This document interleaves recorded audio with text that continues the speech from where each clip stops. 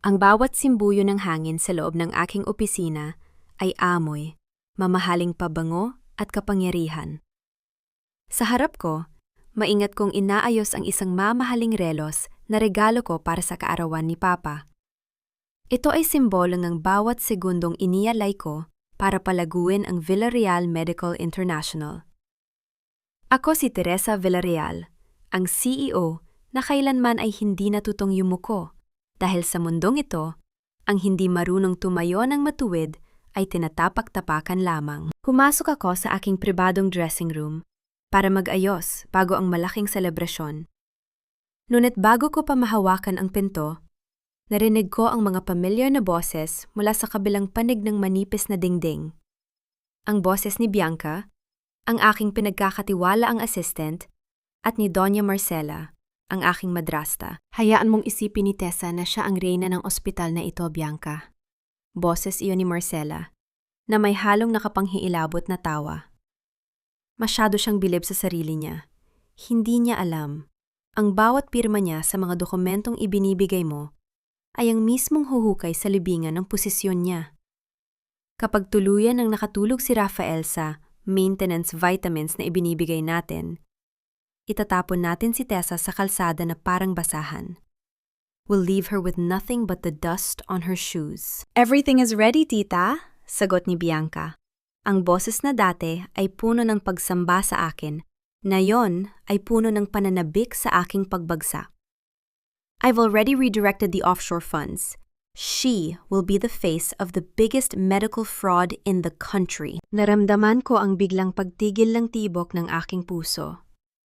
Ang bawat salita nila ay tila mga karayom na ibinabaon sa aking kaluluwa. Ang taong itinuring kong kapatid at ang babaeng tinawag kong ina sa loob ng maraming taon ay kasalukuyang nagluluto ng aking kamatayan habang ako ay naghahanda ng regalo para sa aking ama. Ang ukse, ang matinding pagkasakal sa aking dibdib, ay tila isang dambuhalang kamay na gustong durugin ang aking lalamunan. Ngunit hindi ako sumigaw. Hindi ako bumagsak sa sahig para humagulgol. Sa gitna ng nagyelong hapdi, isang kakaibang linaw ng isip ang namayani sa akin. Ang emosyon ay isang luho na hindi ko kayang bayaran sa sandaling ito. Dahan-dahan kong kinuha ang aking lipstick, inayos ang bawat guhit nito sa aking mga labi nang walang panginginig.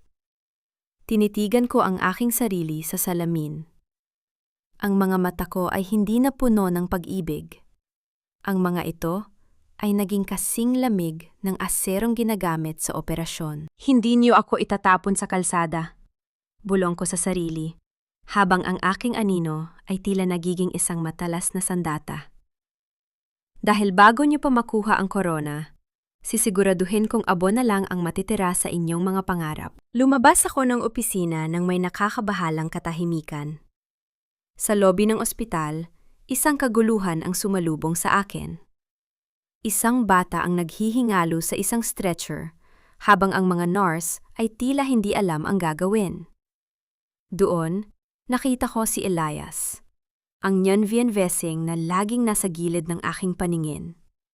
Nakaluhod siya sa maduming sahig, ang kanyang mga kamay na dati ay pambura lang ng dumi, ay kasalukuyang gumagawa ng isang komplikadong emergency maneuver sa leeg ng bata. "What are you doing? Bitawan mo ang pasyente!" Sigaw ng isang doktor na kararating lang. "He's choking on a solid object. I need to clear the airway now or he'll die." Sigaw ni Elias.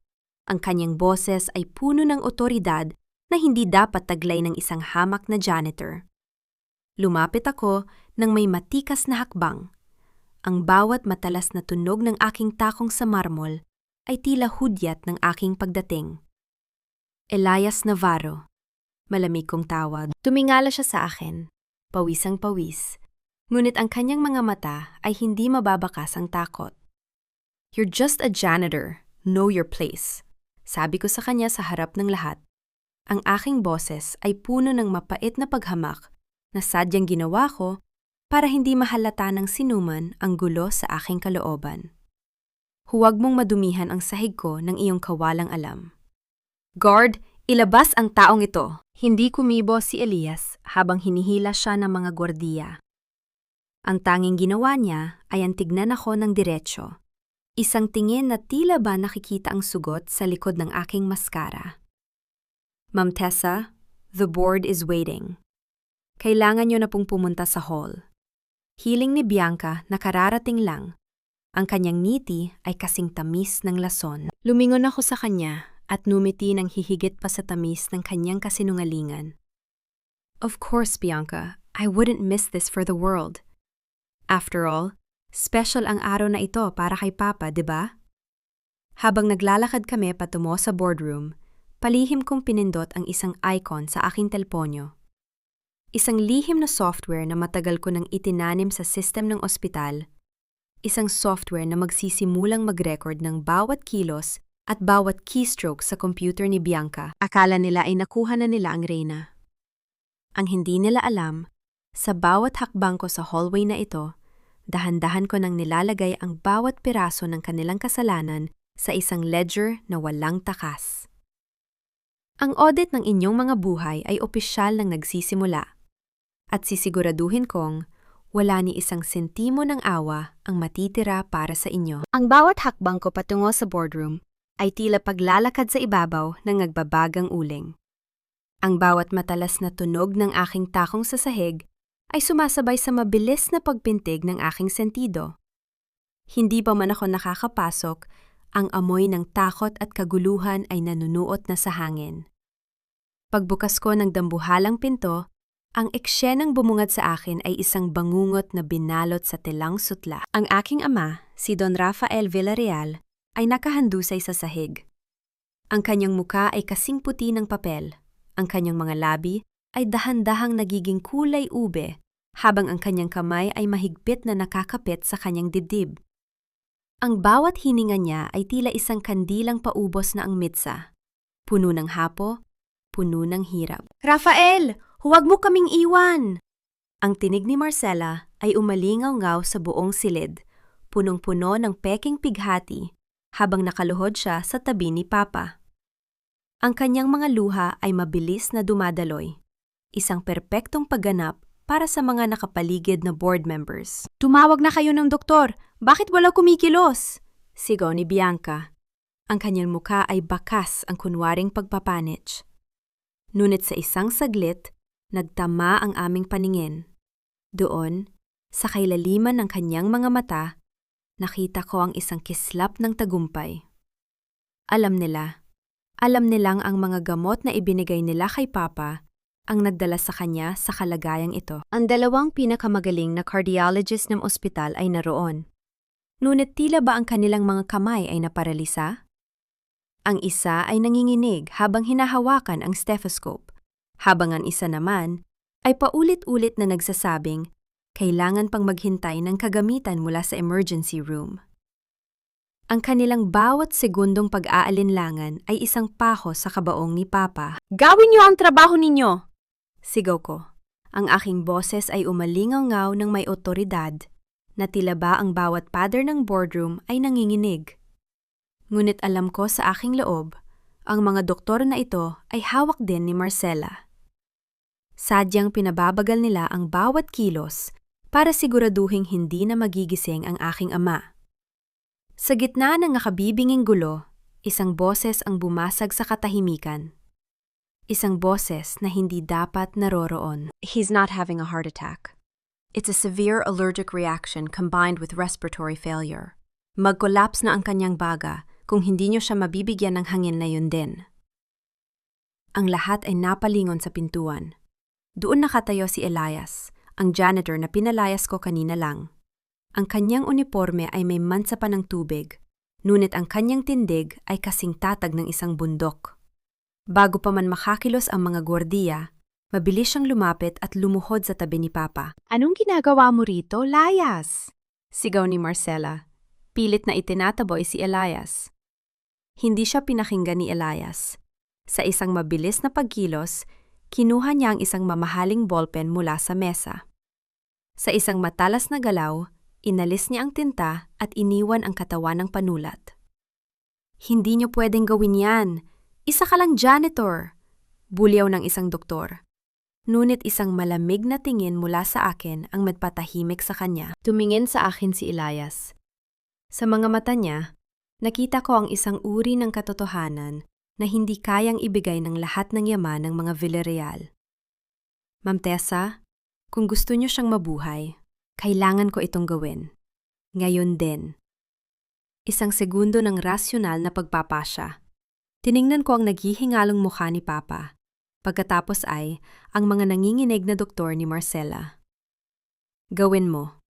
Mahinahon, ngunit mariin kong utos. Doon, sa gitna ng boardroom na naging saksi sa libu-libong deal ng pera, isang operasyon ang naganap sa maduming sahig. Gamit ang dulo ng ballpen, nagsagawa si Elias ng isang emergency tracheotomy. Ang tunog ng pagbaon ng panulat sa balat ay tila isang musikang bumasag sa tensyon. Kasunod nito ay ang mahaba at malalim na bugso ng hangin na lumabas mula sa lalamunan ni Papa. Ang kulay sa kanyang mukha ay dahan-dahang nagbalik. Ang kanyang dibdib ay nagsimulang gumalaw sa isang regular na ritmo. Nailigtas niya si Papa. Ang janitor na tinawag kong basura ay ang tanging taong may sapat na dunong para talunin ang kamatayan sa silid na ito. Nanigas ang lahat. Si Marcela ay tila naging isang estatwa. Ang kanyang muka ay namumutla hindi dahil sa takot para kay Papa, kundi dahil sa pagkatalo ng kanyang plano. Mabilis niyang binago ang kanyang anyo, muling nagsuot ng maskara ng pag-aalala. Salamat sa Diyos! Rafael, buhay ka! Sigaw ni Marcela. Akma siyang lalapit kay Papa, ngunit hinarangan siya ni Elias. Huwag niyo siyang hahawakan. Kailangan niya ng malinis na hangin. Wika ni Elias. Ang kanyang boses ay walang takot. Tumayo si Marcela. Ang kanyang mga mata ay naniningkit sa galit. Sino ka ba sa akala mo? Pumasok ka rito ng walang pahintulot. Security! Arestuhin ang taong ito! Pinalabas niyang bayani siya para makakuha ng pera sa pamilya namin. Baka siya pa ang dahilan kung bakit nag-collapse si Rafael. Tumahimik ka, Marcela. Ang aking boses ay pumutok na parang isang latigo. Lumapit ako kay Elias. Tinitigan ko ang kanyang mga kamay na may bahid pa ng dugo ng aking ama. Ang bawat hibla ng aking pagkatao ay nag-uutos na pasalamatan siya. Ngunit alam kong pinapanood ako ni Bianca.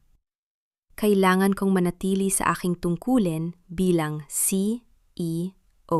Elias Navarro, tawag ko sa kanya. Inayos ko ang aking blazer at tiningnan siya ng walang emosyon. Nailigtas mo ang buhay ng aking ama.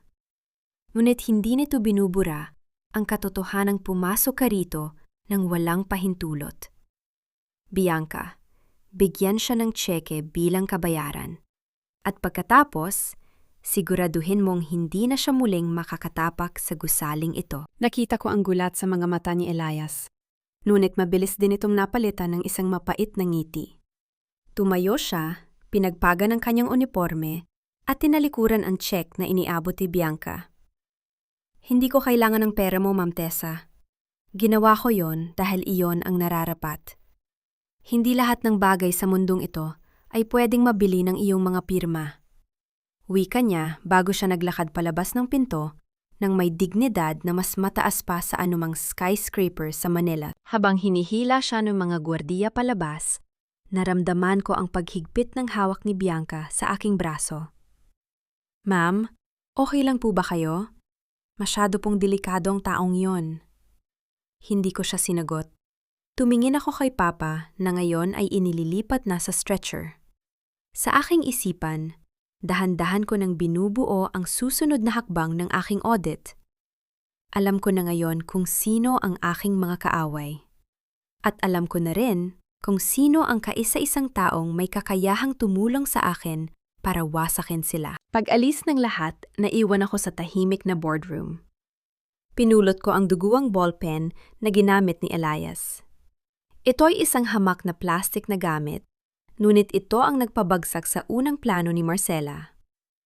Marcela, Bianca, bulong ko sa hangin habang pinagmamasdan ang mansa ng dugo sa aking mga kamay. Hindi pa tapos ang audit. At sa susunod na magkita tayo, sisiguraduhin kong ang bawat kasinungalingan ninyo ay may katapat na kabayaran. Biglang nag-vibrate ang aking telepono.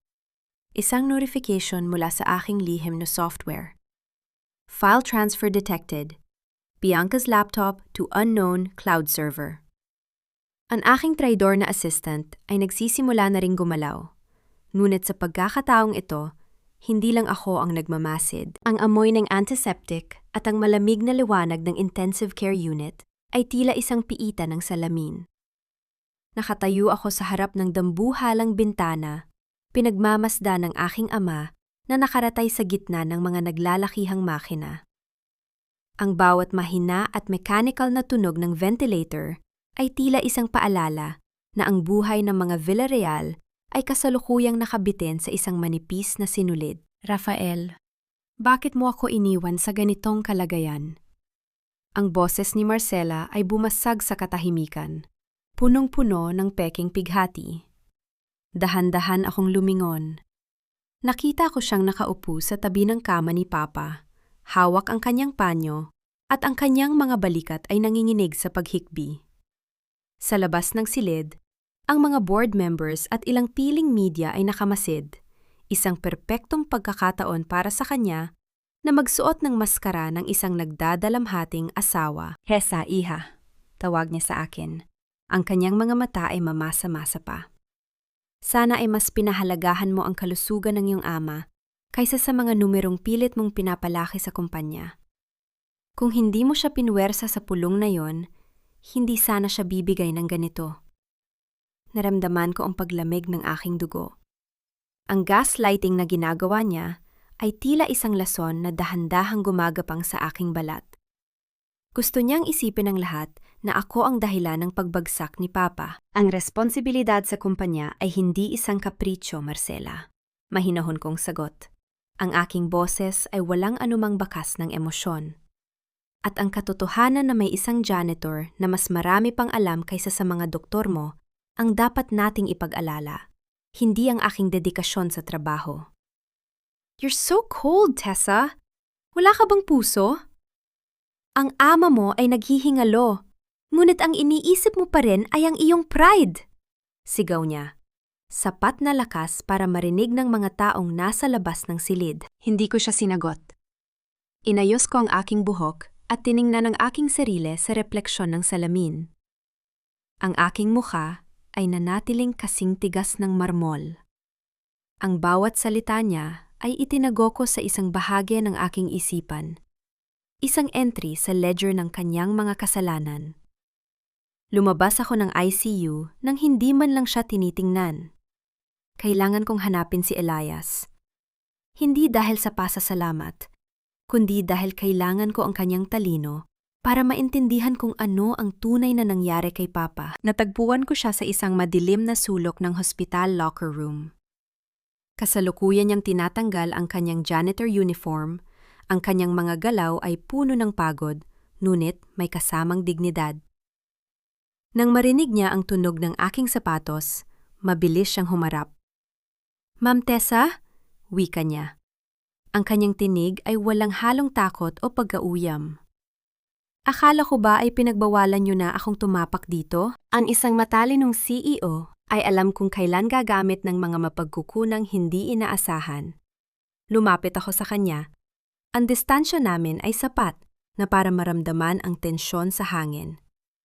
Sabihin mo sa akin ang totoo, Elias. Paano mo nalaman na hindi heart attack ang nangyayari kay Papa? Tinitigan niya ako ng matagal. Ang kanyang mga mata ay tila binubutas ang aking maskara. Ang mga sintomas ni Don Rafael ay pamilyar sa akin. My mother, she died exactly like that. Ang maintenance vitamins na iniinom niya ay may sangkap na dahan-dahang sumisira sa kanyang respiratory system. It wasn't an accident, ma'am. It was a slow execution. Naramdaman ko ang isang matalim na kurot ng takot sa aking puso. Ngunit hindi ko hinayaang makita niya ito. I want you to stay, Elias. Hindi bilang janitor, kundi bilang aking lihim na mata sa loob ng ospital na ito. I'll double your salary, triple it even. Just find out what exactly is in those medicines. Hindi niyo kailangang bayaran ang aking pananahimik, Ma'am Tessa. Kailangan ko lang ng katotohanan. Sagot niya bago siya tumalikod at naglakad palayo sa dilim. Bumalik ako sa aking opisina. Ang bawat hakbang ko ay tila paghahanda para sa isang giyera. Sa gitna ng hallway, nakita ko si Bianca na mabilis na naglalakad, dalang isang itim na bag. Ang kanyang mga kilos ay puno ng pag-aalinlangan. Tila ba may hinahanap siyang paraan para hindi mapansin? Bianca! Tawag ko sa kanya. Napatigil siya. Ang kanyang mukha ay biglang namutla. Ma'am Tessa, akala ko po ay nasa ECU pa kayo. Kailangan ko ang report para sa board meeting bukas. Iwan mo ang bag mo rito at kuhanin mo ang file sa record section. Mahinahon kong utos. Pero ma'am, may mga personal na gamit po ako rito. Na yun din, Bianca. Putol ko sa kanya. Ang aking boses ay kasing talas ng labaha. Walang nagawa si Bianca, kundi iwan ang kanyang bag sa aking mesa at mabilis na umalis. Sa sandaling sumara ang pinto, mabilis kong hinalughog ang loob nito. Sa ilalim ng mga make-up at personal na gamit, natagpuan ko ang isang maliit na bote ng gamot.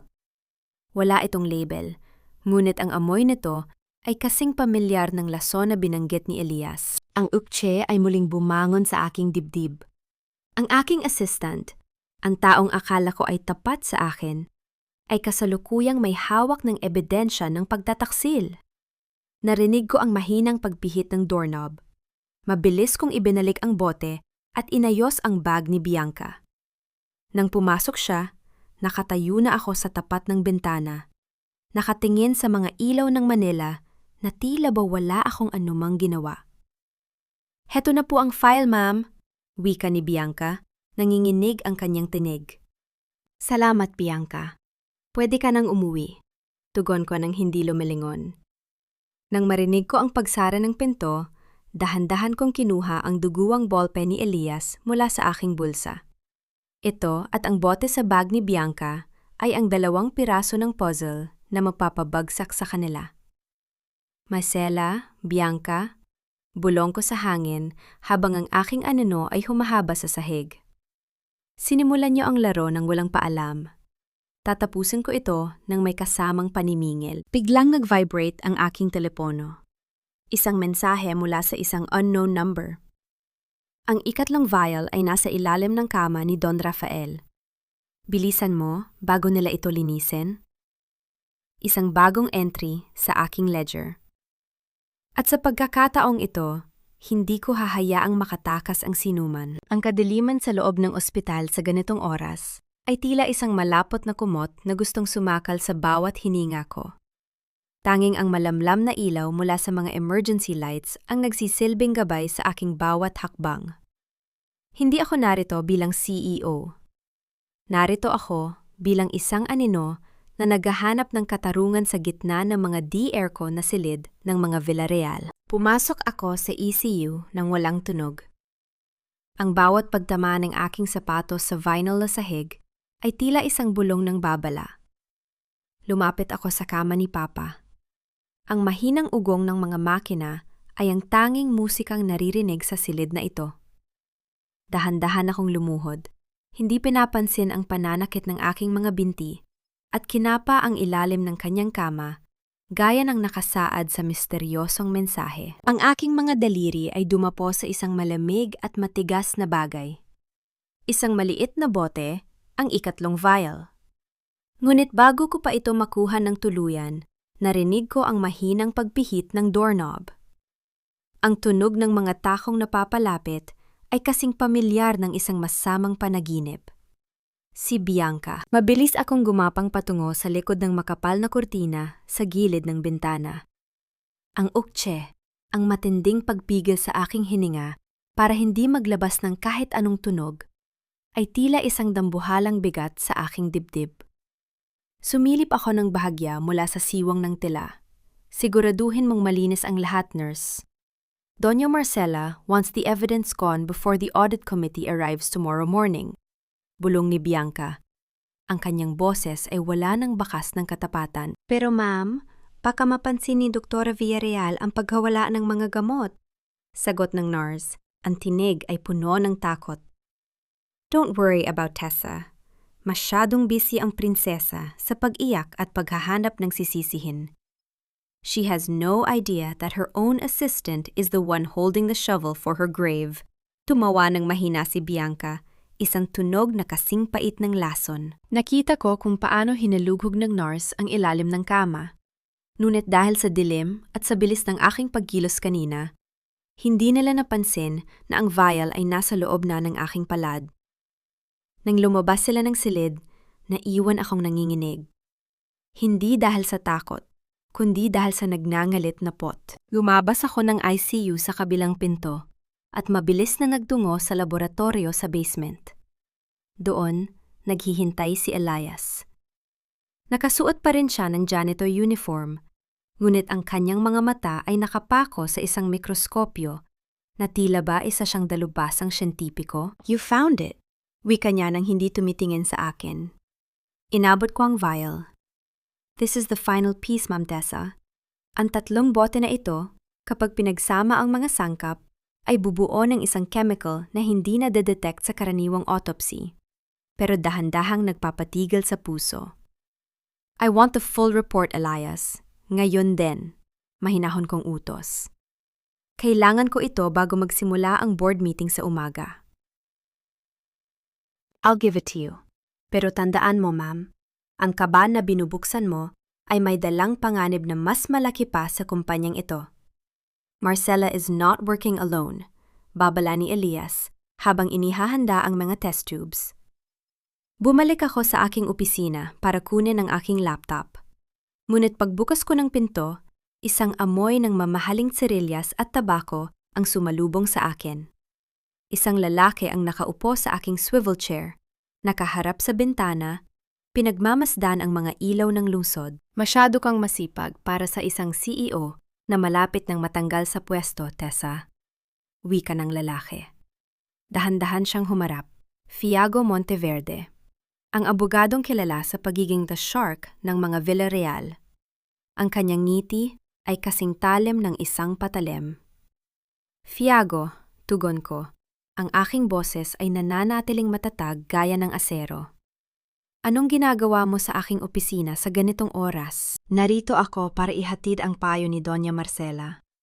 Pirmahan mo na ang resignation papers na ito at hahayaan ka naming umalis nang may natitira pang danggal. Kung hindi, ang audit report na lalabas bukas ay magpapatunay na ikaw ang nagnanakaw ng pondo ng ospital para sa sarili mong kapritsyo. Inilapag niya ang mga dokumento sa mesa. Tinitigan ko ang mga papel. Ang bawat salita ay tila isang sampal sa aking pagkatao. Ang ang bitag na inihanda nila, ay mas malalim pa sa inakala ko. Hindi lang nila gustong patayin si Papa.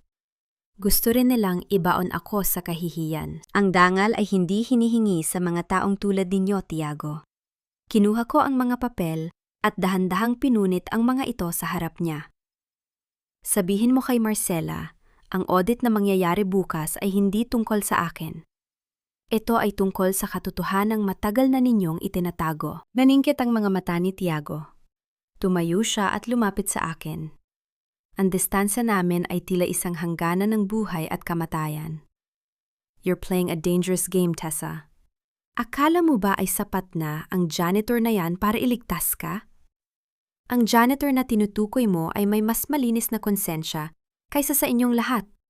Sagot ko habang ipinapakita ang pintuan. Layas. Nang makaalis si Tiago, naramdaman ko ang pagbigat ng aking mga balikat. Ang uktse ay muling bumangon, ngunit binuo ko ang aking loob. Binuksan ko ang aking laptop at tiningnan ang huling report mula sa aking lihim na software. Isang lumang litrato ang lumitaw sa screen. Si Marcela, Tiago, at ang aking ama. 10 taon na ang nakalilipas. Ngunit may isang tao sa background na hindi ko inaasahan. Ang ina ni Elias. Ang bawat piraso ng puzzle ay dahan-dahang nagkakabit-kabit. Ang nakaraan at kasalukuyan ay magsasama-sama sa isang madugong pagtatagpo. Selyado na ang mga libro. Bulong ko sa hangin, habang ang aking anino ay humahaba sa madilim na silid. At sisiguraduhin kong ang bawat isa sa inyo ay magbabayad hanggang sa huling sentimo. Biglang bumukas ang pinto. Si Bianca, hingal na hingal at puno ng takot ang muka. Ma'am Tessa, si Don Rafael! Ang heart rate niya! Nawawala na!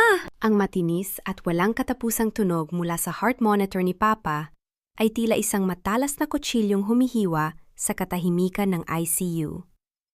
Ang luntiang linya sa screen ay naging diretsyo. Isang malupit na hudyat na ang kanyang puso ay tumigil na sa paglaban.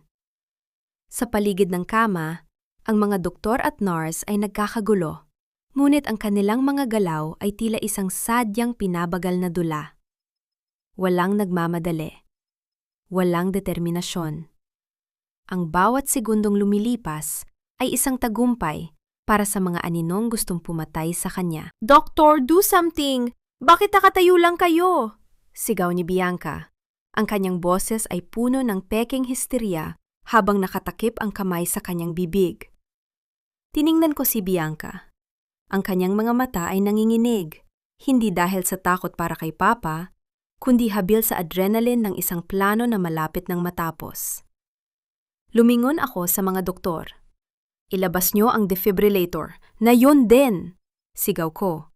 Ang aking boses ay umalingaw-ngaw ng may awtoridad na hindi matatawaran. "Ma'am Tessa, masyadong mahina ang kanyang katawan para sa shock," simula ng isang doktor.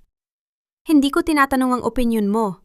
Gawin mo ang utos ko o sisiguraduhin kong bukas ay wala ka ng lisensya," pagputol ko sa kanya. Habang naghahanda sila, mabilis kong kinuha ang aking telepon at pinindot ang isang lihim na code, isang hudyat para kay Elias.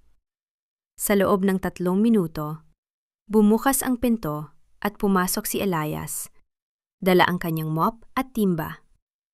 Sa gitna ng kaguluhan, walang nakapansin sa kanya maliban sa akin. Sa ilalim ng basahan na nakasabit sa kanyang timba, alam kong naroon ang antidote na binuo namin kanina sa basement. "Anong ginagawa ng janitor na ito rito? Get out!" Bulyaw ni Bianca, pilit na humaharang sa daan ni Elias. "Masyadong madumi ang sahig, ma'am. Baka madulas ang mga doktor." Mahinahong sagot ni Elias. Ang kanyang boses ay walang emosyon. Sa isang mabilis at hindi napapansing pagkilos, habang ang lahat ay nakatuon sa defibrillator, idinampi ni Elias ang isang maliit na hiringgilya sa IV line ni Papa. Isang mabilis na pagpindot at ang lason ay sinalubong ng panglaban. Isang malakas na tunog ng kuryente ang bumasag sa hangin. Ang katawan ni Papa ay umangat mula sa kama. 1 beses, 2 beses. Sa ikatlong shock, ang monitor ay muling naglabas ng ritmo.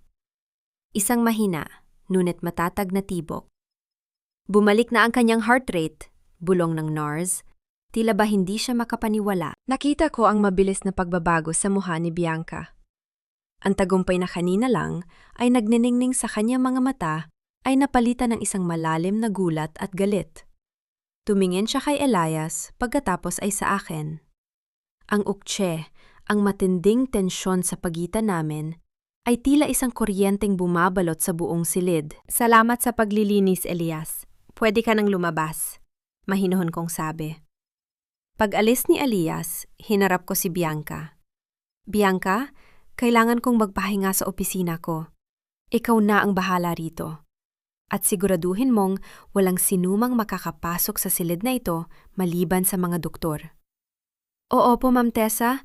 Ako na po ang bahala," nauutal niyang sagot. Bumalik ako sa aking opisina, ngunit hindi para magpahinga. Binuksan ko ang aking laptop at pinanood ang live feed mula sa kamera na itinanim ko sa loob ng sarili kong kwarto. Gaya ng inaasahan ko, wala pang 5 minuto ay pumasok si Bianca. Mabilis niyang hinalughog ang aking mga drawer, hinahanap ang flash drive na akala niya ay naroon. "Nasaan na yon? Sigurado akong dito niya inilagay," bulong ni Bianca sa sarili. Ang kanyang muka ay puno ng desperasyon. Kinuha niya ang kanyang tilpono at may tinawagan. Doña Marcela, hindi ko mahanap ang ebidensya. Mukhang itinago ni Tessa sa ibang lugar. At ang matanda, nagising siya. May ginawa ang janitor na yon, sigurado ako. Manahimik ka, Bianca! Ang boses ni Marcela ay umalingaw-ngaw mula sa speaker ng telepono. Gawin mo ang Plan B. I-upload mo ang mga peking invoices sa server ng ospital gamit ang computer ni Tessa. Sisiguraduhin natin bago mag-umaga, siya ang lalabas na nagnakaw ng pondo para sa maintenance ng tatay niya. Pinanood ko ang bawat galaw ni Bianca habang inuupo niya ang kanyang sarili sa aking upuan at isinasaksak ang isang itim na drive sa aking computer. Ang bawat click niya ay isang pako sa sarili niyang kabaong. Ang hindi niya alam, ang computer na yon ay isang decoy. Ang bawat file na ina-upload niya ay kasalukuyang tinatrack ng system ni Elias at direktang ipinapadala sa aking cloud storage bilang ebidensya ng kanyang hacking. The trap is set, Bianca. Bulong ko habang pinagmamasdan ang kanyang traidor na mukha sa screen. Inakala mo na ang katapatan ay isang bagay na pwedeng i-audit, pero ang hindi mo alam, ang bawat utang ay may katapat na paniningil. Biglang bumukas ang pinto ng aking opisina. Hindi si Bianca, kundi si Thiago Monteverde. Hawak niya ang isang baso ng alak. Ang kanyang ngiti ay mas malapad kaysa kanina. Masyado kang kalmado, Tessa. Nakalimutan mo na ba na ang board meeting ay sa loob ng 3 oras? Wika niya. Dahan-dahang lumalapit sa aking desk. Ang isang matalinong CEO ay hindi kailangang magmadali kung ang lahat ng numero ay nasa panig niya, Thiago. Mahinahon kong sagot. Talaga ba? Kahit ang numero nagsasabing hindi ako simpleng abogado lang ng mga Villarreal, tumawa siya ng mahina, isang tunog na kasing pait ng katotohanan. Inilapag niya ang isang lumang dokumento sa harap ko, isang birth certificate. Nanigas ako nang makita ang mga pangalan. Thiago Monteverde. Ina, Doña Marcela. Ama, Don Rafael Villarreal. I am the son you never knew about, Tessa. Ang alas ni Marcela para tuluyang mabura ang pangalan mo sa kumpanyang ito. Bulong ni Thiago, ang kanyang mga mata ay nagniningning sa pot. Ang audit na mangyayari mamaya? Hindi yan para sa kumpanya. Yon ay para sa aking korona. Ang ukche ay muling bumangon sa aking dibdib, ngunit binuo ko ang aking loob. Tumingin ako sa kanya ng diretsyo, walang kahit anong bakas ng takot. Ang korona ay hindi ibinibigay sa mga anak na nagtatago sa dilim, Thiago. At sisiguraduhin kong bago sumikat ang araw, ang tanging bagay na makukuha mo ay ang katotohanang hinding-hindi ka magiging isang Villarreal. Sa sandaling iyon, isang malakas na tunog ng alarm ang umalingaw sa buong ospital. Ang server room ay kasalukuyang nasusunog. Ang mapulang liwanag mula sa mga emergency lights ay dahan-dahang humalos sa makapal at itim na usok na nagsisimulang gumapang mula sa ilalim ng pinto ng aking opisina. Ang matinis at walang humpay na tunog ng fire alarm ay tila isang babala mula sa impyerno. Ngunit sa loob ng silid na ito, ang mas malaking panganib ay ang lalaking nakatayo sa harap ko. Si Thiago Monteverde, ang alas ni Marcela, ay nananatiling nakangisi habang ang hawak niyang birth certificate ay tila isang hatol ng kamatayan para sa aking posisyon. The server room is burning, Tessa.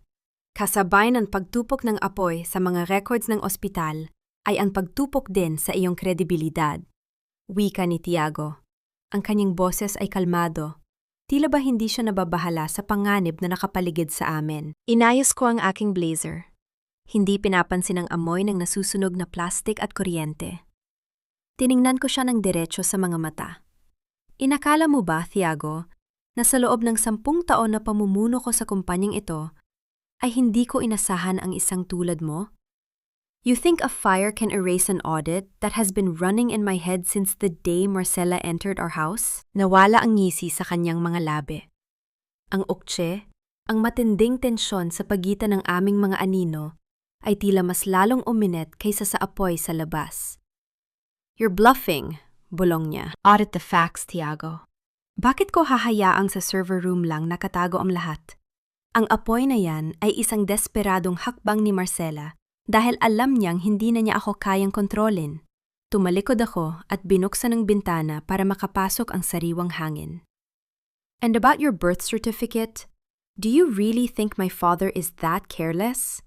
Sa tingin mo ba ay hindi ko alam na matagal ka na niyang binabayaran para manatili sa dilim? Naningkit ang mga mata ni Tiago.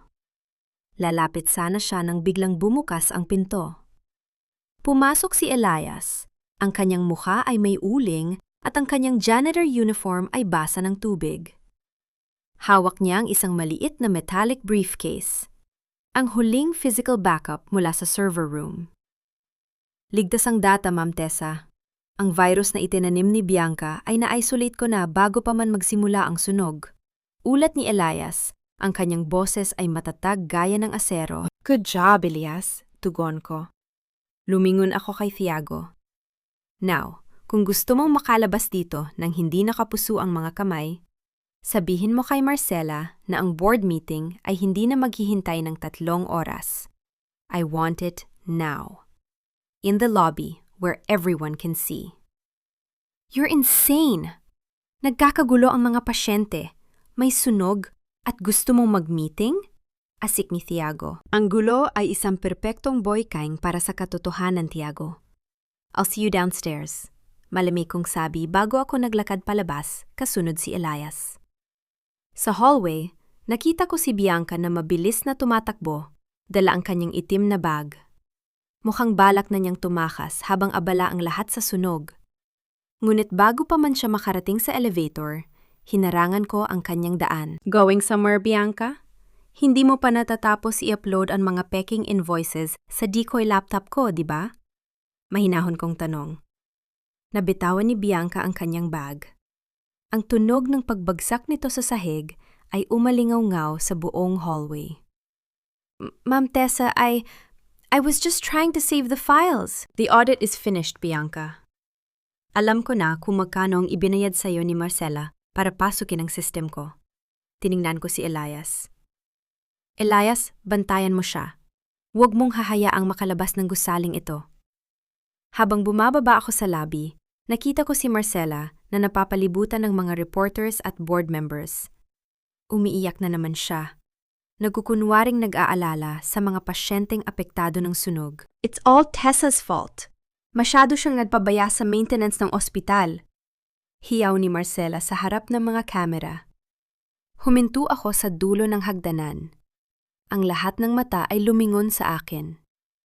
Ang aking mukha ay nanatiling kasing tigas ng marmol, walang kahit anong bakas ng pagkapagod o takot. Doña Marcela, tawag ko. Ang aking boses ay umalingaw-ngaw sa malawak na lobby, kasing lamig ng isang hatol. Masyado kang maingay para sa isang babaeng malapit nang mawala ng lahat. Ang board meeting ay magsisimula na ngayon, at sisiguraduhin kong sa harap ng bawat kamera na narito ay mabasag ang bawat maskarang isinuot mo. Biglang lumitaw si Tiago sa likuran ni Marcela. May hawak na isang itim na folder. Ang kanyang ngiti ay muling nagbalik.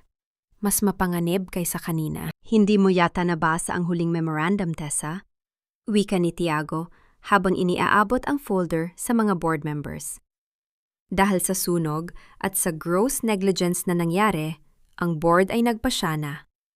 Tinatanggal ka na sa posisyon bilang CEO, effective immediately. At si Don Rafael? Kasalukuyan siyang inililipat sa ibang pasilidad sa ilalim ng utos ni Marcela bilang legal na asawa. Naramdaman ko ang matinding kurot sa aking puso. Ang Okche ay muling bumangon. Ang plano nilang ilayo sa akin ang aking ama. You can't do that! Sigaw ko. Sa unang pagkakataon ay narinig ang galit sa aking tinig. We just did! Tumawa ng mahina si Marcela. Pinahid ang kanyang mga peking luha at hinarap ang mga reporters. And now, we will save this hospital from my stepdaughter's greed. Ngunit bago pa man sila makakilos, ang tunog ng isang sirena ng ambulansya sa labas ay napalitan ng isang malakas at awtoridad na boses mula sa speakers ng ospital. hindi boses ni Marcela, hindi boses ni Tiago. Ang bawat transaksyon sa ilalim ng pangalan ni Marcela Villarreal mula noong nakaraang 5 taon ay kasalukuyan ng naka-flash sa screen ng lobby. Lahat ay napatingin sa dambuhalang monitor sa lobby.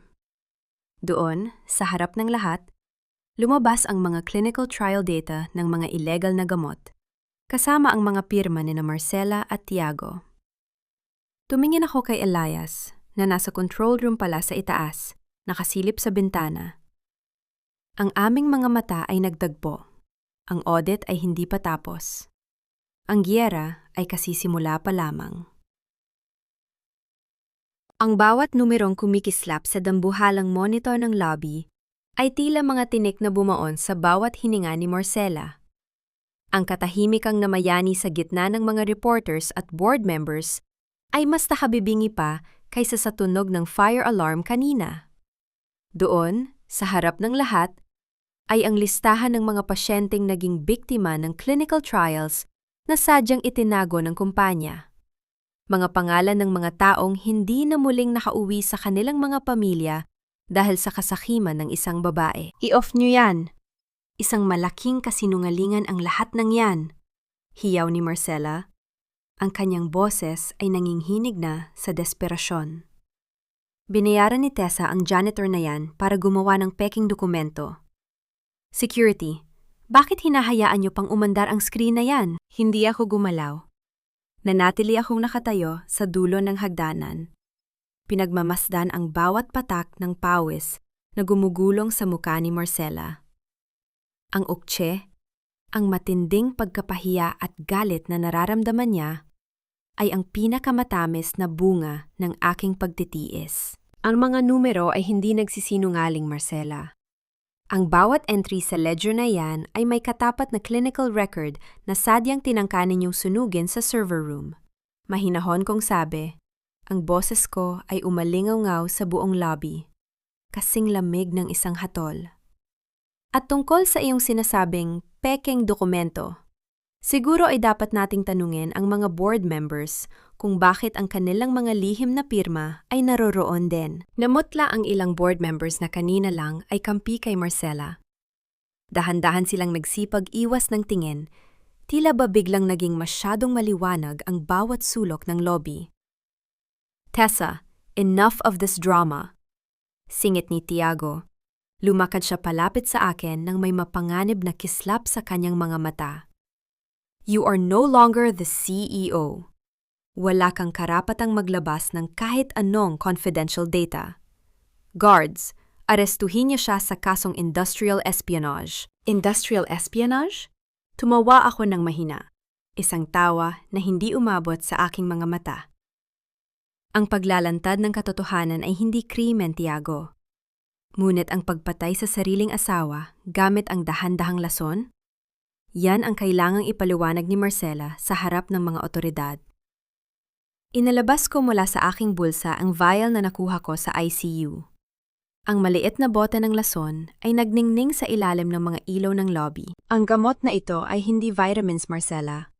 Ito ang dahilan kung bakit nag-collapse si Papa. Wika ko sa harap ng mga camera. And I have a recording of Bianca admitting that she received the instructions from you. Narinig ko ang mabilis na hakbang ng isang tao na sinusubukang makalusot sa karamihan. Si Bianca.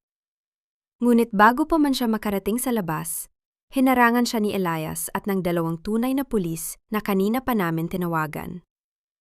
Ang ukse sa mukha ni Bianca ay tila isang litrato ng ganap na pagkatalo. Ma'am Tessa, patawad po, pinilit lang ako ni Doña Marcela.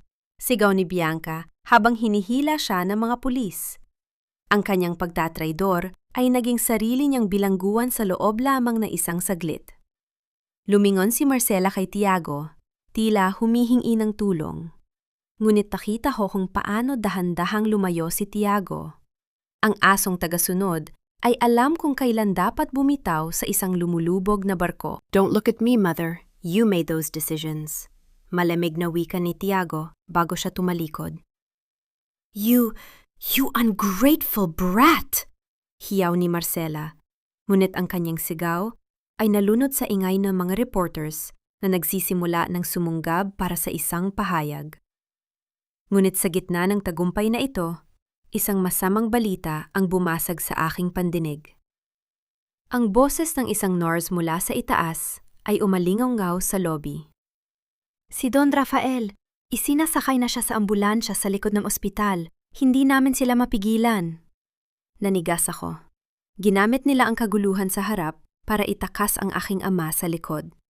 Ang Okche ay muling bumangon, hindi na dahil sa galit, kundi dahil sa takot na baka tuluyan na nilang tapusin ang buhay ni Papa bago ko pa siya mailigtas. Elias, sigaw ko. Hindi na kailangan magsalita ni Elias. Tumakbo siya patungo sa service exit, habang ako ay mabilis na bumaba sa hagdanan. Hindi pinapansin ang mga reporters na humaharang sa aking daan. Marcela, kung may mangyaring masama sa aking ama, sisiguraduhin kong hindi lang kulungan ang bagsakan mo. Bulong ko habang nilalampasan ko ang babaeng kasalukuyan nang kinukunan ng litrato ang kanyang pagguho. Pagdating ko sa likod, ang ambulansya ay kasalukuyan ng humaharurot palabas ng gate. Walang plaka, walang pangalan ng ospital. Tanging ang madilim na kalsada ng Manila ang kanilang tinatahak. Sumakay ka, Tessa! Tawag ni Elias mula sa loob ng aking sariling sasakyan na kanina pa pala niya inihanda. Ang audit ay hindi pa tapos. At sa pagkakataong ito, ang taya ay hindi na ang kumpanya, kundi ang buhay ng kaisa-isang taong nagmahal sa akin ng totoo. Ang dambuhalang kalsada ng Maynila ay tila isang malaking maze ng mga naglalagablab na ilaw at usok. Ngunit ang aking paningin ay nakapako lamang sa likuran ng puting ambulansyang iyon. Sa loob ng sasakyang iyon ay ang aking ama, ang pundasyon ng aking imperyo, ang kaisa-isang tao na hindi ko nagawang i-audit ng tama ang halaga sa aking buhay. Napakahangal ng tadhana. Ginugol ko ang aking buong karera sa pagtatayo ng pinakamodernong ospital. Ngunit heto ako ngayon. Hinahabol ang isang sasakyang medical na naging isang kabaong sa gulong. Elias, don't let them turn into the port area. Kapag nakapasok sila sa mga warehouse, we will lose them. Ang aking boses ay pumutok na parang latigo sa loob ng sasakyan kasing lamig ng hangin galing sa aircon. I'm on it, Tessa. Kapit ka. Maikling sagot ni Elias. Ang kanyang mga kamay sa manibela ay matatag, walang pang-inginig.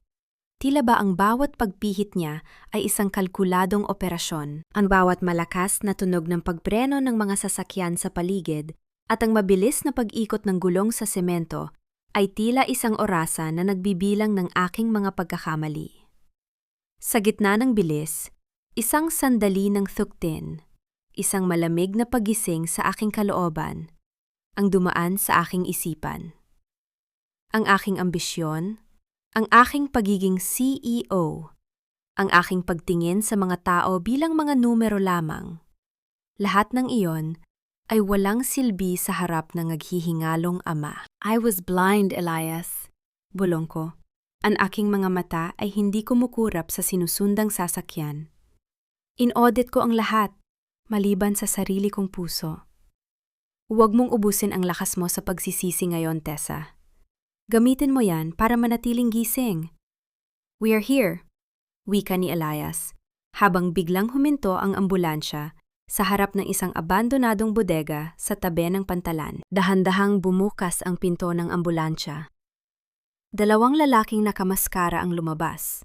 Hila-hila ang stretcher ni Papa. Ang Okche, ang matinding pagkasakal sa galit, ay tila isang dambuhalang alon na gustong sumabog sa aking dibdib. Mabilis akong bumaba ng sasakyan. Hindi ako sumigaw ng tulong.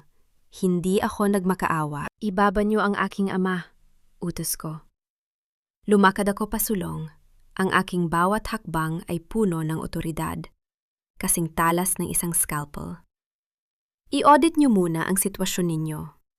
Ang bawat kamera sa kalsadang madaanan natin ay nahack na ng system ko. Sa loob ng 5 minuto, ang mga pulis ay darating. You can leave now, and I'll forget I saw your faces. Or you can stay, and spend the next 40 years in a cell. Masyado kang maraming salita, Ma'am CEO. Asik ng isang lalaki habang binubunot ang kanyang baril. Ngunit bago pa man niya maitaas ang armas, si Elias ay mabilis na gumalaw. Ang tunog ng pagkakaladkad ng mga sapatos sa buhangin at ang mabilis na pagbagsak ng katawan ng lalaki sa sahig ay umalingaw-ngaw sa paligid. Sa isang iglap, na-disarm ni Elias ang isa, habang ang isa naman ay napatigil sa takot. Mabilis akong lumapit sa stretcher ni Papa. Ang kanyang muka ay kulay asul na. Ang heart rate monitor na nakakabit sa kanya ay naglalabas ng isang matinis at tuloy-tuloy na tunog. Cardiac arrest. Elias, he's flatlining! Sigaw ko. Ang aking rasyonal na pag-iisip ay tila gusto ng gumuho. Move over! Hiyaw ni Elias. Tinanggal niya ang kanyang t-shirt at sinimulan ang manual chest compressions. Ang bawat pagdiin ng kanyang mga kamay ay tila isang pakikipagbuno sa tadhana. Tessa, check the emergency kit in the ambulance. Hanapin mo ang epinephrine. Mabilis akong kumilos. Hinalugog ko ang loob ng ambulansya. Ang amoy ng gamot at kalawang ay nanunuot sa aking ilong. Natagpuan ko ang kit, ngunit bago ko pa ito makuha, isang anino ang humarang sa pintuan. Tiago. Hawak niya ang isang dokumento. Ang kanyang ngiti ay mas mapanganib kaysa sa anumang baril. Masyado kayong naging abala sa pagliligtas. Nakalimutan niyo ang huling piraso ng audit. Wika ni Tiago. Ang kanyang boses ay puno ng tagumpay. This is Don Rafael's last will and testament, dated 2 days ago. Inililipat niya ang lahat ng shares mo sa akin sa oras na mamatay siya. At sa tingin ko, ang orasan ay malapit ng huminto. Naramdaman ko ang matinding paglamig ng aking kaluluwa. Ang uktse ay muling bumangon, ang pagtataksil na mas malalim pa sa inakala ko. Hindi lang nila gustong mamatay si Papa. Gusto rin nilang nakawin ang bawat hibla ng aming pangalan. Ang will na yan ay walang silbi kung buhay si Papa, Tiago. Mahinahon kong sabi. Ang aking boses ay kasing lamig ng yelo. Inabot ko ang epinephrine at tumalon palabas ng ambulansya. Hindi na siya magigising, Tessa. Tapos na ang laro. Tumawa ng mahina si Tiago habang pinapanood si Elias na patuloy sa pagpump ng dibdib ni Papa. Isang matalim na tunog mula sa monitor ang bumasag sa tensyon. Ang diretsong linya ay muling nagsimulang gumalaw. Isang mahina, ngunit matatag na tibok. He's back! Bulong ni Elias. Ang kanyang mukha ay puno ng pawis at uling. Tumingin ako kay Tiago. Ang pagkagulat sa kanyang muka ay ang pinakathwaman na entry sa aking audit na yung gabi. Ang kanyang alas ay naging basurang papel sa isang saglit. Ngunit bago pa man kami makahinga ng maluwag, narinig namin ang tunog ng papalapit na mga sasakyan. Hindi pulis. Ang mga itim na SUV na may tatak na hindi ko inaasahan. Ang private security ng Monteverde clan. Tiago, anong ibig sabihin nito? Tanong ni Marcela na biglang lumitaw mula sa dilim. Ang kanyang muka ay puno ng takot. I'm sorry, Mother, wika ni Tiago habang dahan-dahang lumalayo sa kanya. Ang audit na ito ay hindi lang para kay Tessa. I'm taking everything, including your share. Ang bawat isa sa amin ay natigilan. Ang traidor ay ipinagkanulo ang kanyang sariling ina. Ang uktse sa silid ay tila isang bumbang handa ng sumabog. Elias, isakay mo si Papa sa sasakyan natin. Na yun din!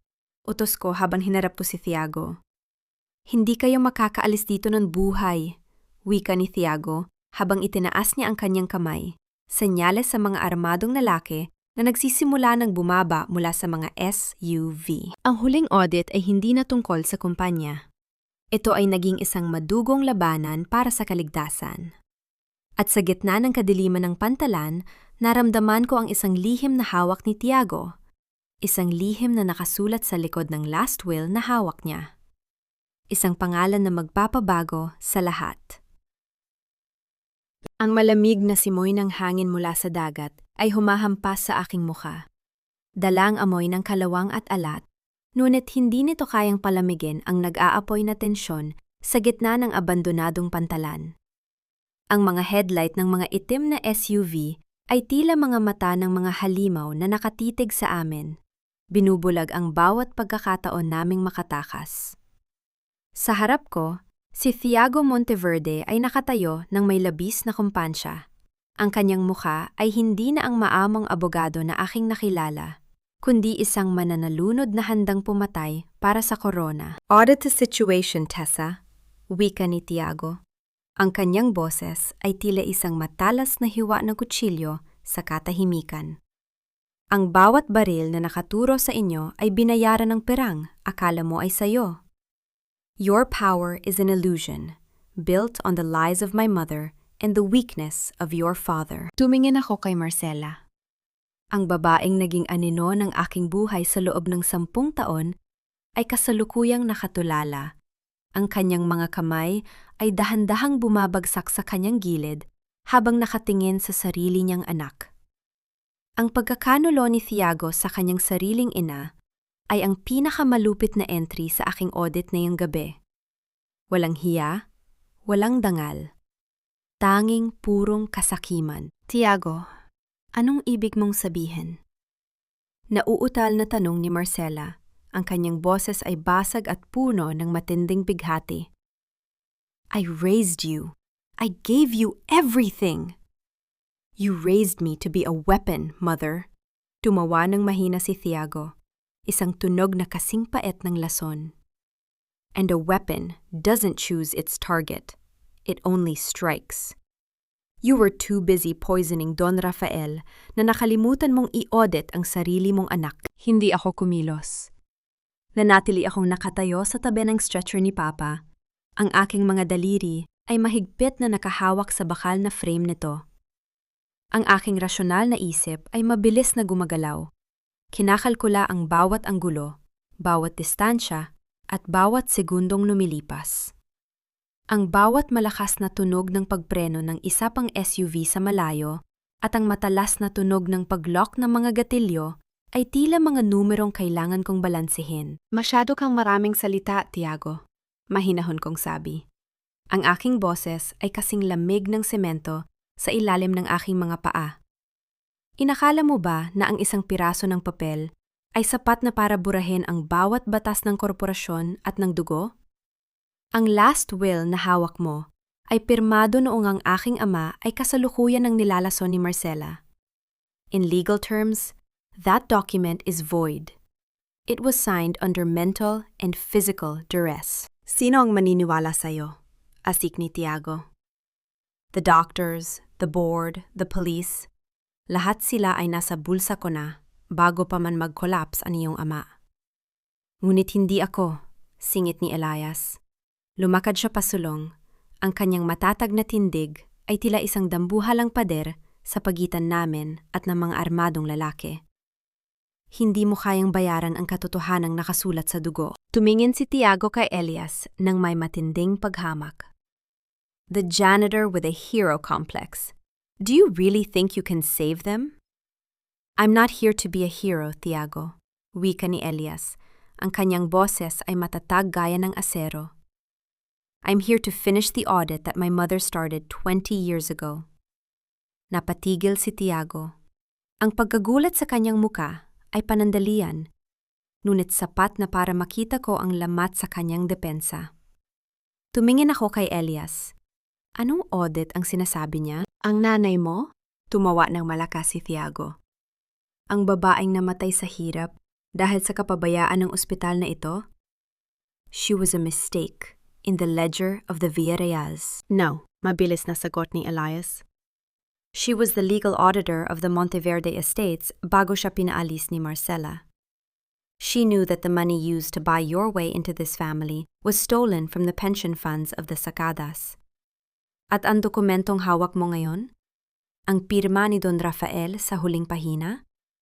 Hindi yun pirma ng ama ni Tessa. Naramdaman ko ang matinding kurot sa aking puso. Inagaw ko ang dokumento mula sa kamay ni Thiago sa isang mabilis na pagkilos na hindi niya inaasahan. Tiningnan ko ang huling pahina. Sa ilalim ng malamlam na ilaw ng mga headlight, nakita ko ang isang maliit na marka sa tabi ng pirma. Isang markang tanging, ang mga tunay na Villarreal lamang ang nakakaalam. Isang lihim na code na itinuro sa akin ni Papa noong bata pa ako para sa mga oras ng matinding panganib. Ang pirma ay isang babala. Isang sadyang pagkakamali para sabihing ang dokumento ay huwad. "This is not a will, Tiago," bulong ko. Ang aking mga mata ay nagniningning sa galit at tagumpay. "This is a trap." Sinadya ni Papa na pirmahan ito ng mali dahil alam niyang darating ang oras na gagamitin niyo ito. Lalong nanggitngit ang mga ngipin ni Tiago. Ang kanyang rasyonalismo ay tuluyan ng gumuho, pinalitan ng isang hayop na desperadong makawala sa bitag. Itinaas niya ang kanyang kamay, senyales sa mga lalaki na magpaputok. "Tapusin na ang lahat ng ito," sigaw ni Tiago. Ang matalas na tunog ng mga gatilyo na sabay-sabay na kumasa ay umalingaw-ngaw sa buong pantalan.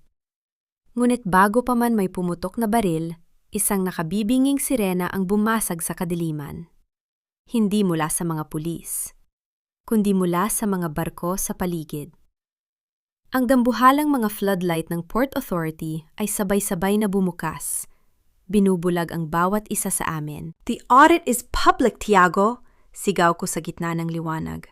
"The live stream of this encounter is currently broadcasting to the National Bureau of Investigation and every major news outlet in the country."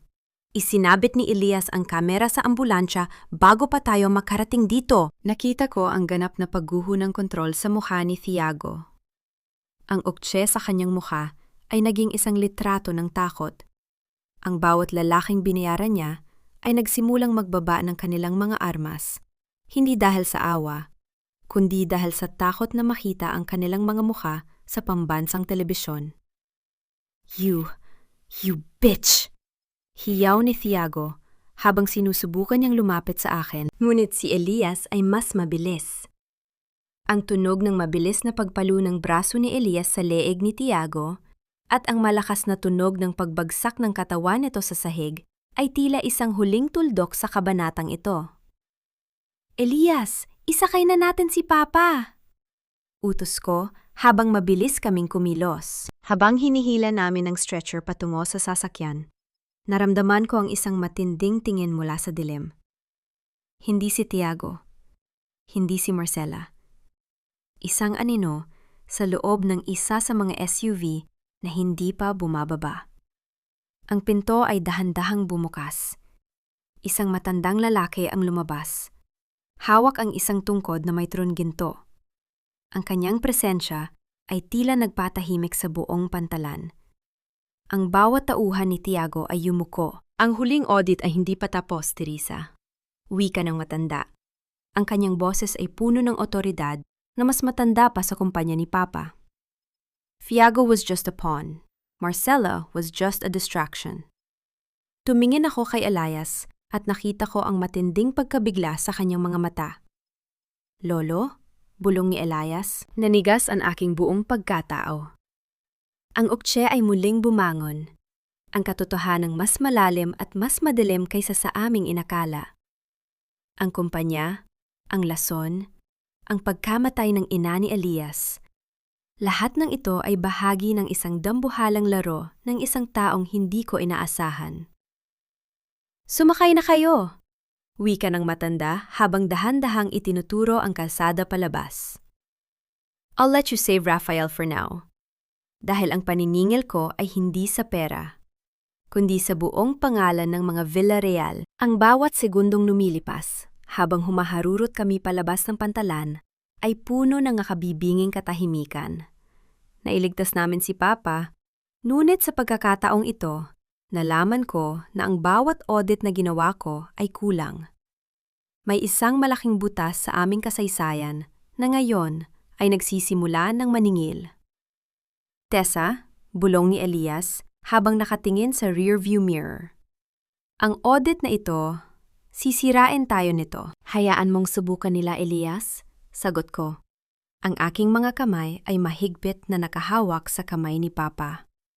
Dahil ang isang Villarreal ay hindi sumusuko hanggat hindi selyado ang huling pahina. Ang bawat patak ng swero sa loob ng lihim na silid ng aming pribadong klinika ay tila tunog ng isang ritmong nagsasabing, hindi pa tapos ang laban. Ang amoy ng gamot at malinis na linen ay nagbibigay sa akin ng panandaliang kapayapaan.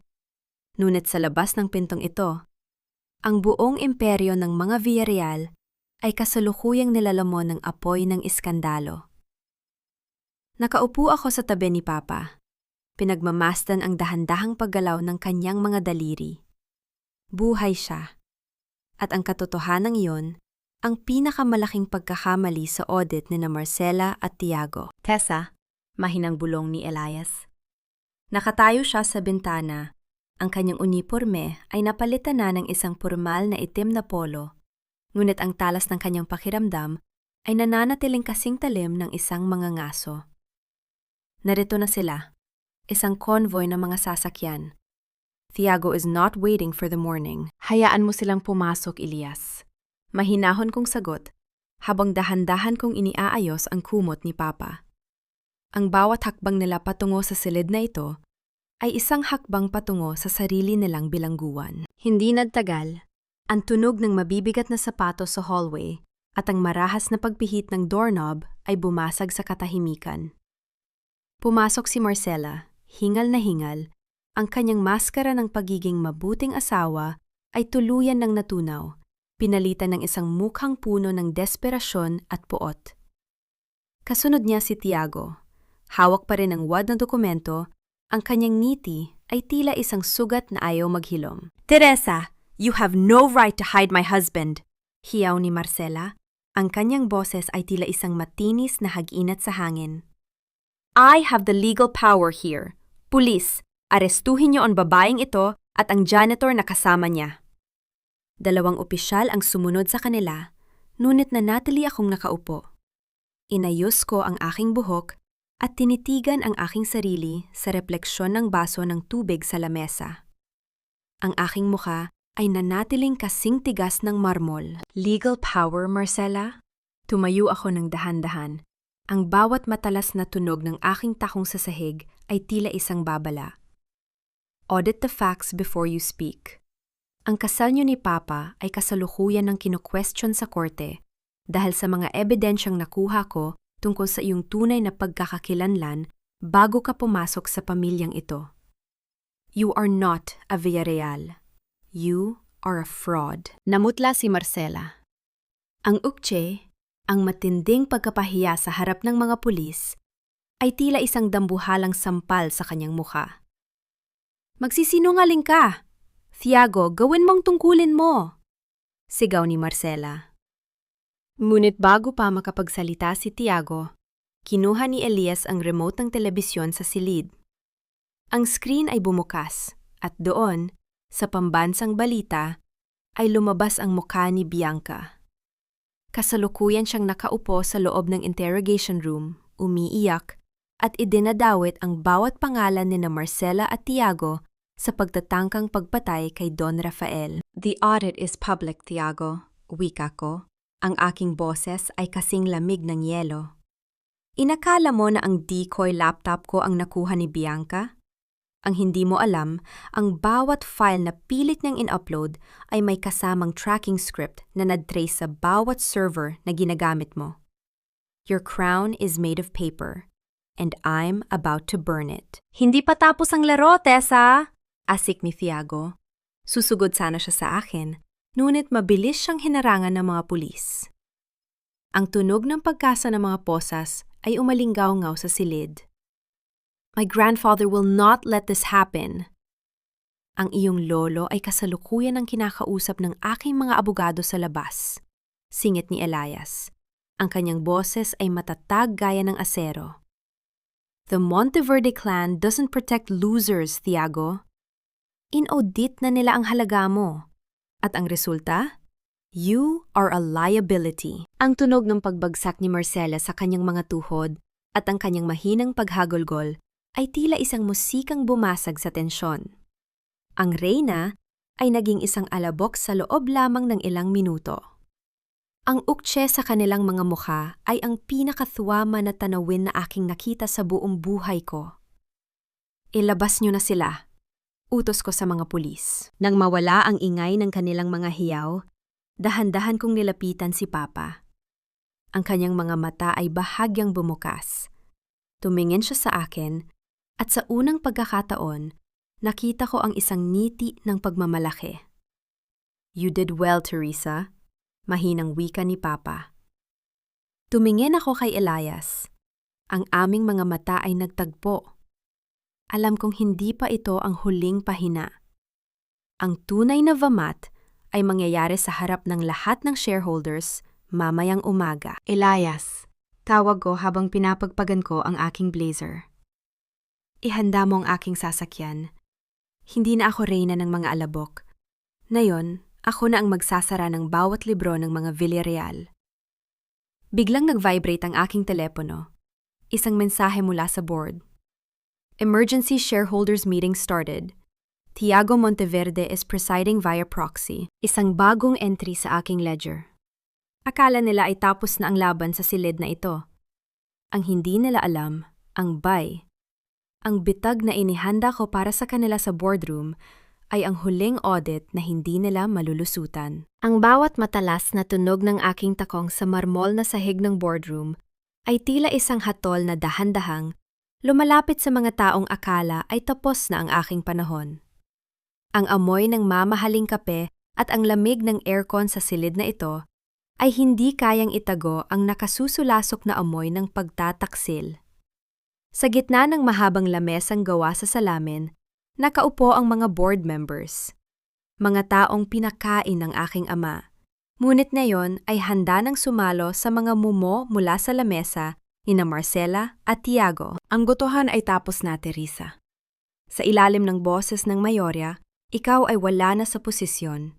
Wika ng chairman, ang kanyang boses ay nanginginig, ngunit pinipilit na maging matatag. Si Tiago Monteverde ang aming bagong CEO. Huminto ako sa dulo ng lamesa. Inayos ko ang aking blazer at tiningnan sila isa-isa. Ang aking muka ay nanatiling kasing tigas ng asero. Walang kahit anong bakas ng luha o takot. Ang uktse, ang matinding pagkapahiya na balak nilang ipatikim sa akin, ay bumalik sa kanila sa pamamagitan ng aking malamig na ngiti. Ang botohan ay hindi lamang tungkol sa bilang ng mga kamay na itinaas, Chairman. Mahinahon kong simula, ang aking boses ay umalingaw-ngaw sa buong silid, kasing lamig ng isang operasyon. Ito ay tungkol sa legalidad ng bawat pirasong papel na hawak ninyo. Audit the signatures. Ang bawat proxy vote na ibinigay nyo kay Tiago ay nanggaling sa mga accounts na kasalukuyan nang nasa ilalim ng investigasyon ng Anti-Money Laundering Council. Bumukas ang pinto ng marahas. Pumasok si Elias, suot ang isang formal na itim na Amerikana, dalang isang makapal na folder. Ang kanyang tindig ay hindi na sa isang janitor. Siya ang imahe ng katarungang matagal ng naisantabi. Inilapag niya ang mga dokumento sa gitna ng lamesa. Ang tunog ng pagbagsak ng mga papel ay tila isang pagsabog sa katahimikan. Ito ang orihinal na clinical trial data na sinubukan ninyong sunugin. Wika ni Elias, ang kanyang boses ay matatag gaya ng asero. Kasama rito ang listahan ng bawat board member na tumanggap ng suhol mula kay Doña Marcela para manatiling tahimik tungkol sa mga pekeng gamot na ibinebenta ng Villarreal Medical. Namutla ang chairman. Ang bawat isa sa kanila ay tila nawala ng hininga. Ang uktse sa silid ay tila isang dambuhalang kamay na sumasakal sa kanilang mga leeg. Magsisinungaling kayo, mga basura kayo! Sigaw ni Marcela na biglang pumasok sa silid. Ang kanyang buhok ay gulo-gulo at ang kanyang mukha ay puno ng desperasyon. Tiago, gawin mo ang tungkulin mo. Paalisin mo sila! Ngunit si Tiago, na nakaupo sa kabilang dulo, ay nanatiling tahimik. Ang kanyang mga mata ay nakapako sa screen ng kanyang tablet. Ang kanyang rasyonalismo ay tuluyan ng gumuho nang makita niya ang huling mensahe mula sa kanyang mga legal proxy sa labas. The audit is closed, Marcela. Wika ko habang lumalapit sa kanya. Ang asawa mo ay gising na. At ang unang dokumentong pinirmahan niya kaninang umaga ay hindi ang paglilipat ng shares kay Tiago, kundi ang ganap na pagpapatanggal sa inyong dalawa sa bawat record ng pamilyang ito. Kinuha ko ang dugo ang ballpen ni Elias mula sa aking bulsa at inilapag sa harap ni Marcela. Heto ang panulat na nagligtas sa aking ama. Ang panulat na naging hudyat ng inyong katapusan. Audit your soul, Marcela. Wala ka ng pera. Wala ka ng pangalan. At sa loob ng ilang minuto, wala ka na ring kalayaan. Ang tunog ng mga sirena ng pulis sa labas ay nagsimulang umalingaw-ngaw, dahan-dahang pumapasok sa bintana ng boardroom. Ang ganap na pagkakadiskubre sa kanilang mga krimen ay ang huling vamat na wawasak sa kanilang binuong imperyo ng kasinungalingan. Tessa, Hiya, patawarin mo ako. Nauutal na wika ni Marcela, dahan-dahang lumuluhod sa harap ko, pilit na humahawak sa aking damit. Ginawa ko lang yon dahil mahal ko ang pamilyang ito. Dahan-dahan kong inalis ang kanyang kamay nang may matinding pandidiri. Ang pagmamahal ay hindi naglalason, Marcela. Ang pagmamahal ay hindi nagnanakaw sa mga taong nagtitiwala. Ang audit mo ay tapos na, at ang balanse ay 0. Mabilis na pumasok ang mga otoridad at pinusuan si Marcela at Tiago. Ang tunog ng pagkasa ng bakal na posas ay tila musikang bumasag sa tensyon. Pinanood ko silang hinaltak palabas ng boardroom sa harap ng lahat ng shareholders. Ang kahihiyan sa kanilang mga mukha ay ang pinakathuwaman na tanawin na aking nakita. Lumingon ako sa mga board members na naiwan. Sila ay nakayuko, tila mga asong natalo sa away. Mula sa araw na ito, ang Villarreal Medical International ay dadaan sa isang ganap na audit. Vika ko, ang boses ko ay kasing talim ng hatol ng kamatayan. At ang bawat sentimong ninakaw ninyo, sisiguraduhin kong maibabalik sa mga pasyenteng niloko ninyo. You are all dismissed. Nang makalabas ang lahat, naiwan kaming dalawa ni Elias sa tahimik na silid. Ang hapon ay dahan-dahang nagpapalit sa gabi, nagbibigay ng liwanag sa aming mga anino. Lumapit si Elias sa akin. Ang kanyang mga mata ay puno ng isang uri ng kapayapaan na matagal na naming hinahanap. Nagawa natin, Tessa. Bulong ni Elias. Hindi ko ito magagawa kung wala ka, Elias, tugon ko. Tumingin ako sa bintana, sa mga ilaw ng Manila na tila ba nagsisimula ng huminga ng maluwag. Ang audit ng aking buhay ay nagsisimula pa lamang sa panig ng katotohanan. Biglang nag-vibrate ang aking telepono. Isang mensahe mula kay Papa. Hihintayin kita sa bahay, anak. Dalhin mo ang taong nagligtas sa akin. Ang aking puso ay tumitibok ng may bagong ritmo. Hindi na reyna ng mga alabok. Ngayon, isa na akong tagapagtanggol ng buhay. At sa pagkakataong ito, wala nang anumang kasinungalingan ang makakapigil sa aking pag-uulat. Isang taon ang mabilis na lumipas, tila isang kisap mata sa mahabang kasaysayan ng mga Villarreal. Ang sikat ng araw sa umagang ito ay dahan-dahang humahaplos sa bagong karatula sa labas ng aming gusali, ang Navarro Villarreal Community Hospital. Wala na ang malamig at nakatatakot na aura ng isang korporasyong ginto lamang ang pinahahalagahan. Ngayon, ang bawat pasyenteng pumapasok ay hindi na tinitingnan bilang isang account number, kundi bilang isang buhay na may danggal. Sa loob ng isang taon, ang audit ng katarungan ay hindi tumigil. Si Marcela at Bianca ay kasalukuyang nagdurusa sa loob ng rehas, binabayaran ang bawat lason at bawat kasinungalingang itinanim nila. Ang bawat balita tungkol sa kanila ay puno ng hiya, isang matinding kahihiyang sumira sa kanilang mga pang-arap ng kapangyarihan. Si Tiago naman, dahil sa kanyang pakikipagtulungan sa huling sandali, ay nabigyan ng pagkakataong magbagong buhay sa malayo, ngunit kailanman ay hindi na siya makakatapak sa mundong sinubukan niyang sakupin. Nakatayo ako sa balkonahe ng aking opisina. Pinagmamasdan ang mga tao sa ibaba. Ang bawat isa sa kanila ay simbolo ng pag-asa. Masyado ka na namang malalim ang iniisip, CEO. Isang pamilyar na boses ang bumasag sa aking katahimikan. Lumingon ako at nakita si Elias. Wala na ang kanyang janitor uniform. Ngayon, suot na niya ang isang malinis at maputing kapa. Ang white coat ng isang ganap na doktor. Sa tulong ng aming scholarship foundation, natapos niya ang kanyang huling taon sa medisina nang may pinakamataas na karangalan. Iino-audit ko lang ang huling quarter ng buhay ko, Elias. Ngiti ko sa kanya. Isang ngiting wala nang halong pag-aalinlangan. And so far, the balance is perfect. Lumapit siya sa akin. Ang amoy ng antiseptic at kape ay tila isang pamilyar at ligtas na yakap. Si Don Rafael ay kasalukuyang nasa rehab garden. Tinuturuan niya ang mga bata kung paano magtanim. He looks happy, Tessa. Mas masaya kaysa nung hawak pa niya ang buong board dahil ngayon lang niya naramdaman ang tunay na halaga ng bawat hininga. Tugon ko. Tinitigan ko ang mga kamay ni Elias. Ang mga kamay na nagligtas sa aking ama gamit ang isang ballpen. Elias, salamat. Hindi lang sa pagliligtas kay Papa, kundi sa pag-audit sa sarili kong puso. I was a queen of dust, but you showed me how to be a guardian of life. Inabot ni Elias ang aking kamay. Ang marahang pagdampi ng kanyang palad sa akin ay tila isang pangako ng bagong simula. The audit is finished, Tessa. But the healing is a lifelong process.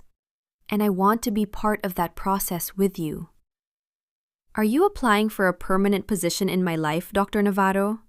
Biro ko, bagaman ang aking mga mata ay puno ng katotohanan. I've been holding the application since day one, Ma'am Tessa. Tumawa siya ng mahina. Isang tunog na mas masarap pakinggan kaysa sa anumang tagumpay sa kumpanya. Tumingin kaming dalawa sa malawak na lusod ng Manila. Ang bawat ilaw, bawat hininga, at bawat tibok ng puso sa paligid namin ay bahagi na ng aming bagong ledger. Ang katarungan ay nakamit na, ang hiya ay nalampasan na, at ang patawad ay dahan-dahang dumarating gaya ng hamog sa umaga. Ngunit higit sa lahat, ang pag-asa ang siyang mananatiling balanse sa aming buhi. Isang Chiek Au Laodong ang nagtago sa isang genius, at isang matigas na puso ang natutong magmahal muli. Selyado na ang mga libro, tapos na ang huling pag-uulat. At sa unang pagkakataon sa aking buhay, masasabi kong ang aking kaluluwa ay sa wakas, ganap ng balanse.